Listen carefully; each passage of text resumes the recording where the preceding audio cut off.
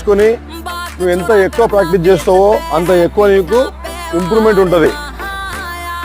Running form నేర్చుకోకుండా ఎంత ఎక్కువ ప్రాక్టీస్ చేస్తావో అంత ఎక్కువ ఇంజురీస్ వచ్చే అవకాశాలు ఉంటాయి. నువ్వు అనుకుంటావు నేను పొద్దున్న 4 గంటలకు వస్తున్నా ఉరుకుతున్నా, మనం ఎంతో చూస్తున్నాం యూట్యూబ్లో ఉరుకుతుండు. ఒక 100 మంది ఉరికితే 100 మందిలో ఒక 10 మందికి కూడా బెస్ట్ టైమింగ్ రాదు.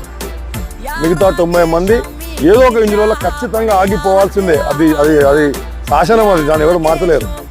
ఎందుకంటే మన బాడీ యొక్క పోస్టర్ అలాంటిది. మన బాడీకి మన కాళ్ళల్లో దీని యొక్క యాంగిల్ ఎటు అప్ అండ్ డౌన్ అవుతుందా, ఈ సైడ్కి చేస్తేనేమో తక్కువ అవుతుంది, అప్ అండ్ డౌన్ ఎక్కువ అవుతుంది.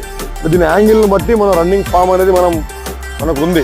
ఆ రన్నింగ్ ఫామ్ మీరు ఒబే చేయకుండా కనుక రన్నింగ్ చేస్తే చాలా ఇబ్బంది అవుతుంది.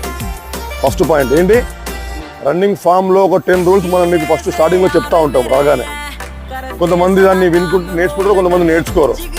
ఏమవుతుందో లేదు అనుకుంటారు.